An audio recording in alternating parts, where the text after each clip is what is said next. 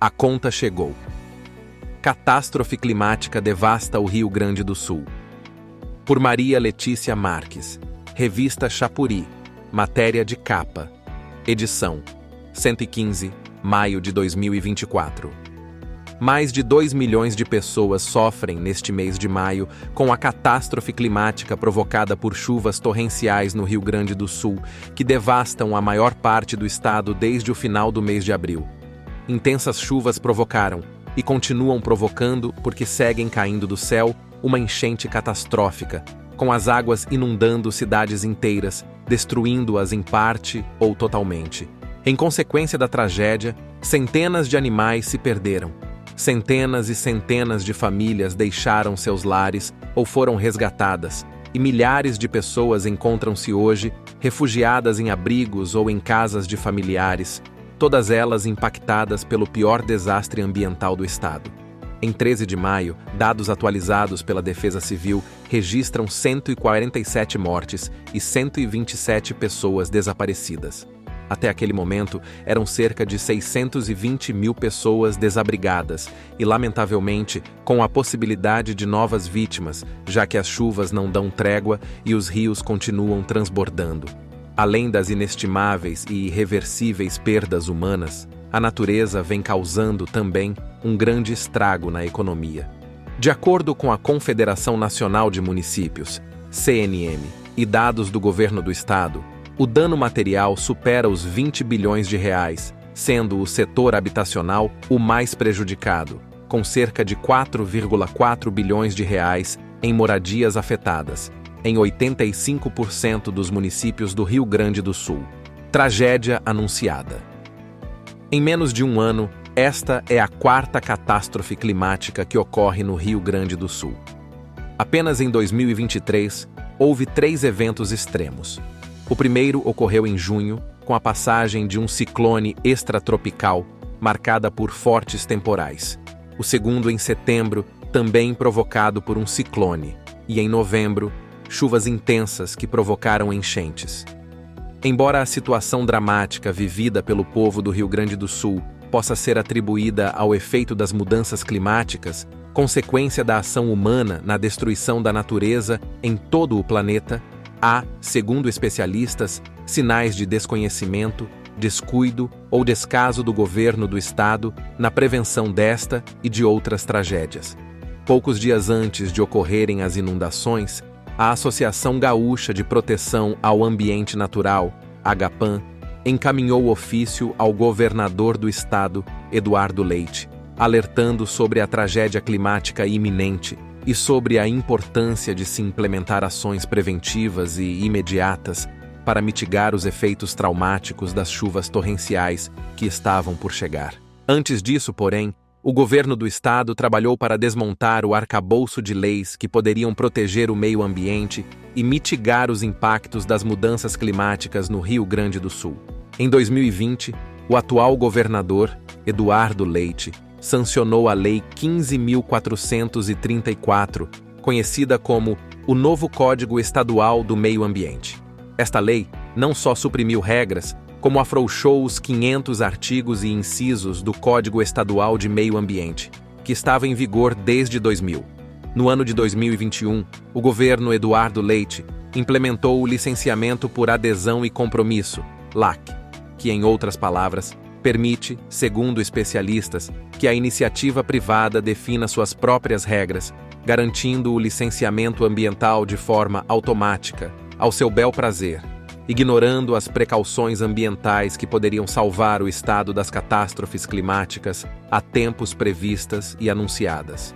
Não é um desastre natural. Para Leonardo Boff, é errôneo pensar que as enchentes de 2024 são apenas uma catástrofe natural, uma vez que de tempos em tempos ocorrem fenômenos semelhantes. Desta vez, diz Boff, a natureza da tragédia possui outra origem. Tem a ver com a nova fase em que entrou o planeta Terra, nossa única morada no universo, a instalação de um novo estágio, caracterizado pelo aumento do aquecimento global. Segundo Boff, a origem da crise climática é antropogênica, quer dizer, produzida por nós, seres humanos, mas mais especificamente pelo capitalismo anglo-saxão, modo de produção devastador dos equilíbrios naturais. Pensando em termos do capital, Boff diz que a natureza começa a cobrar a conta da destruição que infligimos à nossa própria casa, desta vez, infelizmente, no sul do Brasil. Passamos da fase do alarmismo, quando as consequências do aquecimento global eram subestimadas, para o momento real em que temos de enfrentar uma emergência climática que tende a piorar em uma escala sem precedentes. O secretário-geral da ONU, Antônio Guterres, declarou por meios midiáticos que as mudanças climáticas estão fora de controle e, em entrevista recente ao UNEA 6, ele afirma que o planeta está à beira do abismo. Segundo Guterres, não há mais dúvidas. A mudança climática é real e vem impactando cada vez mais a vida do povo brasileiro e de todos os povos do mundo. Entretanto, apesar da vasta gama de dados científicos, há negacionistas em todas as esferas, especialmente entre os CEOs das grandes empresas. Esse parco número de pessoas que se sentem bem em suas situações de conforto e privilégio, às custas do risco de extinção da própria espécie humana.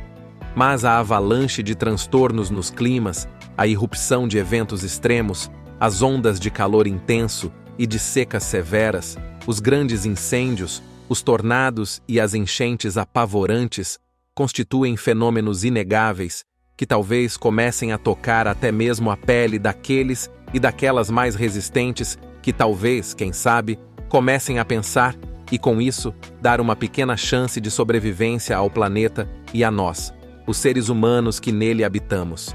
Um corte brutal na história do planeta. Considerando a história de um planeta que já existe há mais de 4 bilhões de anos, constatamos que o aquecimento global participa da evolução e do dinamismo do universo. Este está sempre em movimento e se adaptando às circunvoluções energéticas que ocorrem no decorrer do processo cosmogênico. Em matéria recente, o ecólogo Leonardo Boff alerta. Assim, o planeta Terra conheceu muitas fases, algumas de extremo frio, outras de extremo calor, como há 14 milhões de anos. Naquela época de calor extremo, não existia ainda o ser humano, que somente irrompeu na África há 7 a 8 milhões de anos, e o Homo sapiens atual há apenas 200 mil anos. O próprio ser humano percorreu várias etapas em seu diálogo com a natureza. Inicialmente predominava uma interação pacífica com ela. Depois passou a uma intervenção ativa nos seus ritmos, desviando cursos de rios para a irrigação, cortando territórios para estradas. Por último, passou para uma verdadeira fase de agressão à natureza, precisamente a partir do processo industrialista, que se aproveitou dos recursos naturais para a riqueza de alguns à custa da pobreza das grandes maiorias. Essa agressão levou, com tecnologias eficientes, a uma verdadeira destruição da natureza, ao devastar inteiros ecossistemas, pelo desflorestamento em função da produção de commodities, pelo mau uso do solo impregnando-o de agrotóxicos e contaminando as águas e os ares. Estamos em plena fase de destruição das bases naturais que sustentam nossa vida. Digamos o nome, é o modo de produção e a devastação do sistema capitalista anglo-saxão, hoje globalizado, com seus mantras, maximização do lucro através da superexploração dos bens e serviços naturais, no quadro de severa competição sem qualquer laivo de colaboração. Esse processo teve um pesado custo, sequer tomado em conta pelos operadores deste sistema. Os danos naturais e sociais eram considerados como efeitos colaterais que não entravam na contabilidade das empresas.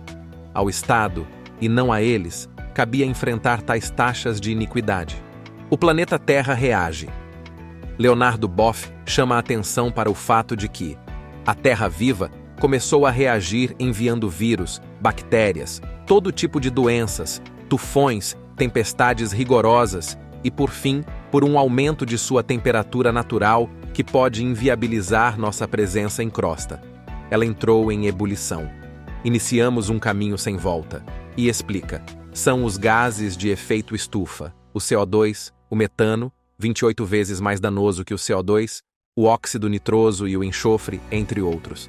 Só em 2023 foram lançadas na atmosfera 40,8 milhões de toneladas de dióxido de carbono, como consta no relatório da COP28, realizada no Cairo. Vejamos os níveis de crescimento desse gás. Em 1950, as emissões eram de 6 bilhões de toneladas. Em 2000, já eram 25 bilhões. Em 2015, o número subiu para 35,6 bilhões. Em 2022, foram 37,5 bilhões. E, finalmente, em 2023, como referimos, foram 40,9 bilhões de toneladas anuais. Esse volume de gases funciona como uma estufa, impedindo que os raios do Sol retornem para o universo, criando uma capa quente, ocasionando o aquecimento de todo o planeta.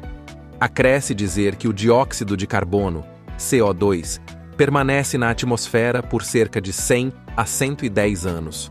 Como a Terra pode digerir semelhante poluição? O Acordo de Paris na COP de 2015 estabelecia cotas de redução desses gases com a criação de energias alternativas, eólica, solar, das marés. Nada de substancial foi feito. Agora chegou a conta, a ser paga por toda a humanidade.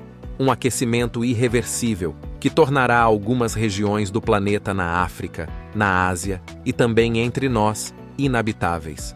Mitigação em andamento.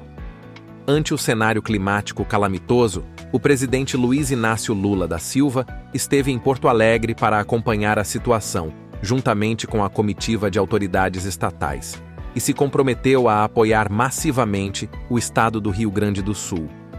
A gente não vai permitir que falte, como não permitimos no Vale do Taquari, como não permitimos quando houve a seca aqui no Rio Grande do Sul, recursos para que a gente possa reparar os danos causados pelas chuvas, declarou o presidente.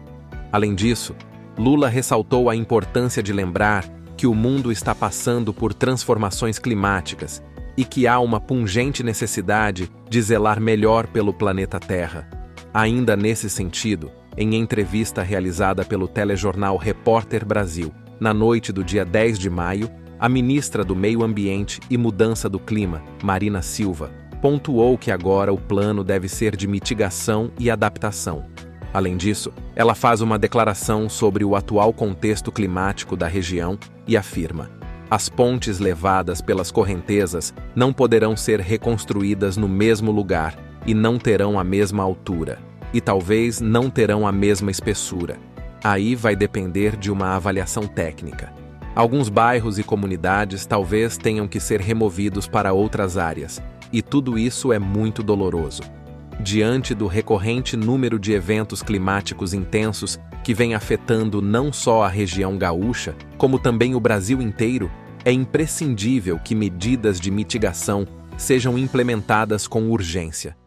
Os projetos ambientais que propõem o enfrentamento às mudanças climáticas precisam parar de ser engavetados pelos governos. Não tem como vencer essa luta apenas com discursos. Eles precisam estar agregados a ações concretas e a um teto orçamentário coerente. Fake news. Além da crise climática, o Brasil enfrenta uma crise de desinformação desenfreada e massiva. Em meio à tragédia que o povo gaúcho vem sofrendo, há indivíduos tentando tirar proveito da situação. Há disseminação de notícias falsas, golpes financeiros e, além de tudo, informações negacionistas que contaminam o senso comum. Diante do número alarmante de informações falsas, que vem prejudicando até mesmo as operações de resgate no estado do Rio Grande do Sul, a Polícia Federal abriu inquérito para apurar as divulgações mentirosas. Em entrevista dada ao G1, o ministro da Casa Civil, Rui Costa, relata: as Forças Armadas e equipes de resgate da Defesa Civil estão exaustas de tanta fake news. A AGU e PF devem agir para identificar os agentes criminosos, para impedir sua ação organizada, para prejudicar os resgates e salvamentos. Frente à onda de fake news, o trabalho dos comunicadores tem sido árduo, onde há sempre a recorrente necessidade de combater a mentira com a verdade. É um trabalho árduo e ininterrupto, sob pena de danos ainda maiores. Eventos climáticos extremos, cada vez mais severos e mais frequentes. Um dos argumentos favoritos dos e das negacionistas sobre os eventos climáticos é de que eles sempre ocorreram ao longo do tempo, e é acontecimento normal na natureza. Contudo, essa linha de pensamento esdrúxula não leva em consideração o fato intocável de que as tragédias ambientais estão cada vez mais severas e frequentes. O presidente do Painel Intergovernamental para as Alterações Climáticas, IPCC, Jim Scaia, afirmou em declaração realizada à agência Lusa que os eventos climáticos extremos estão a acontecer muito mais rápido do que se previa e avisa que o pior pode estar para acontecer. As escolhas dos próximos 10 anos terão consequências nos próximos milhares de anos, pontuou o presidente. Nos últimos meses, o Brasil enfrentou um número grande de eventos extremos, sendo o mais recente no Rio Grande do Sul, onde as chuvas intensas causaram e continuam causando inundações e inúmeras perdas. Conforme diz Leonardo Boff, o que estamos assistindo no Rio Grande do Sul é apenas o começo de um processo que, mantido o tipo atual de civilização dilapidadora da natureza, tende a piorar. A própria climatologia alerta. A ciência e a técnica despertaram tarde demais para essa mudança climática. Agora não poderão evitá-la, apenas advertir da chegada de eventos extremos e de mitigar seus efeitos danosos. Terra e humanidade deverão adaptar-se a essa mudança climática. Idosos, crianças e muitos organismos vivos terão dificuldade de adaptação e irão sofrer muito e até morrer. A Mãe Terra, daqui por diante, conhecerá transformações nunca dantes havidas. Algumas podem dizimar as vidas de milhares de pessoas. Se não cuidarmos, o planeta inteiro poderá ser hostil à vida da natureza e à nossa vida. No seu termo, poderemos até desaparecer. Seria o preço de nossa irresponsabilidade, desumanidade e descuido da natureza que tudo nos dá para viver. Não conseguimos pagar a conta. Planos de ação climática. A deputada federal Duda Salabert, PDT Minas Gerais, protocolou no dia 7 de maio o projeto de lei número 1629 de 2024, que visa obrigar os estados e municípios a não só elaborarem como também efetivarem os planos de ação climática, em até 4 anos. Os PLCAs, Planos de Ação Climática, são ferramentas com o objetivo de executar a Política Nacional de Mudança Climática. Além de visar a implementação dos PLCAs em nível estadual e municipal, o projeto prevê a responsabilização dos gestores e das gestoras frente à negligência climática, classificando como crime que pode custar vidas humanas e prejuízos financeiros inestimáveis. O projeto justifica-se pela emergência climática, consequência dos avisos de ambientalistas e cientistas terem sido ignorados durante décadas. Trecho do PL número 1629, de 2024, recentemente protocolado pela deputada Duda Salabert, pontua: o planeta Terra está enfrentando uma emergência climática que se configura como uma ameaça catastrófica. Essa é a conclusão de 11 mil cientistas que assinam o artigo World Scientists Warning of a Climate Emergency. Apesar de mais de 40 anos de negociações internacionais sobre o clima, os esforços empreendidos em âmbito global e nacional não têm sido suficientes, em especial pelos retrocessos ambientais impostos ao povo brasileiro nos últimos anos. Devido à liturgia dos trâmites internos do Congresso, não há como estimar quando esse projeto será votado e aprovado. Apesar disso, nos enche de esperança e orgulho prestigiar tantos projetos, tantas propostas otimistas que expressam vontade de ver funcionarem leis que possam provocar mudanças e mitigar danos já produzidos. Contudo, a realidade burocrática e morosa está sempre à espreita. Mesmo com tantos indícios de que o planeta Terra clama por socorro, as autoridades parecem sempre ter outras agendas e outras prioridades políticas. Pelo menos foi o que disse o próprio governador do Rio Grande do Sul, Eduardo Leite, ao ser perguntado sobre a razão de, mesmo tendo sido informado da possível tragédia, não ter tomado providências. Maria Letícia Marques, ambientalista, feminista, militante antirracista. defensora dos povos indígenas e dos direitos humanos. Estudante de Direito, redatora voluntária da revista Xapuri.